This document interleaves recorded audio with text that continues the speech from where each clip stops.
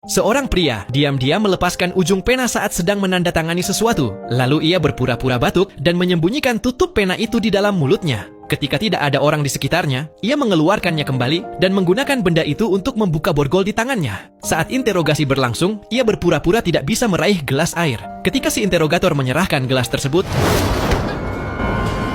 pria itu tiba-tiba menjatuhkannya. Ia kemudian menggunakan rantai besi untuk mengikat jendela dan pintu besi agar terkunci rapat. Setelah itu, ia mengambil gelas air dan membantingnya keras ke pintu besi. Polisi di luar mendengar keributan dan mengira si interrogator dalam bahaya. Mereka bergegas membuka pintu, tetapi tak disangka interrogator itu cepat sadar. Pria itu buru-buru menutup mulutnya. Interrogator tersebut langsung menggigit tangan pria itu agar ia melepaskannya. Polisi di luar melihat kejadian itu dan mengira pria tersebut hendak membunuh interrogator, sehingga mereka semakin keras mendobrak pintu. Akhirnya pintu besi terbuka. Polisi bergegas masuk ke dalam ruangan, tetapi pria itu sudah melarikan diri melalui jendela. Saat polisi melihat keluar jendela, mereka tidak menemukan siapapun, sehingga mereka langsung turun ke bawah untuk mengejarnya. Namun, ketika mereka turun, pria itu justru melompat kembali masuk melalui jendela. Ia dengan cepat mengambil sebuah kue yang berisi peledak dan bersiap untuk kabur. Namun ketika ia melihat seorang petugas yang pingsan, ia mendapat sebuah ide. Saat polisi lain turun ke bawah, mereka mulai merasa ada yang tidak beres. Dengan begitu banyak orang berjaga di bawah, mustahil pria itu bisa melarikan diri.